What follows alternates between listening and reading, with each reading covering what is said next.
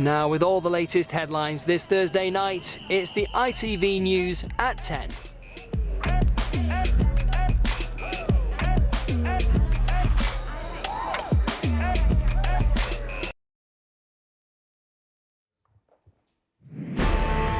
The Chancellor delivers a bitter financial pill for millions who'll pay even more tax in the midst of a historic cost of living crisis.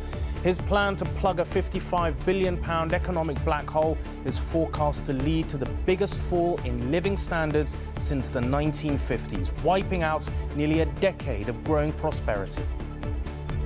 We take difficult decisions. We do have to take difficult decisions, but it means taking difficult decisions. Anyone who says there are easy answers is not being straight with the British people. The Conservatives have picked the pockets of purses and wallets of the entire country.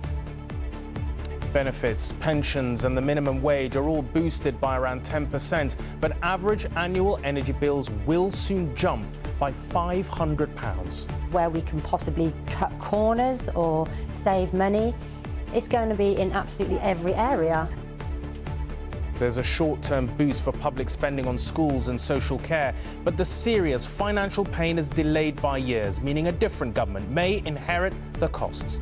Joel and Robert will take us through what today's key budget announcements mean for you. Also in News at 10 tonight.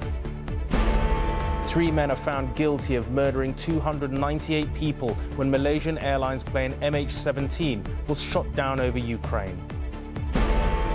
The FA boss calls on FIFA to compensate the families of migrant workers who died building stadiums where England's World Cup team will soon play.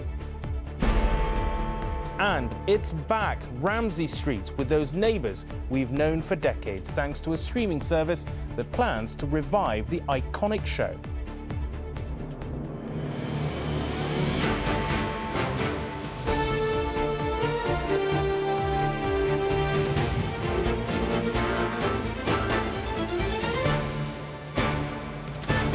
This is ITV News at 10 with Rageh Omaar.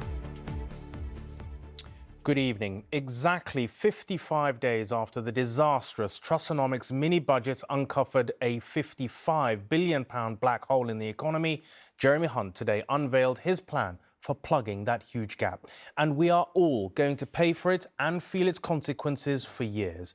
The Chancellor prefaced his autumn statement with the revelation, perhaps not so surprising, that Britain is already in recession. He then laid out his programme of massive tax hikes and spending cuts that would, he said, begin to stabilise the economy.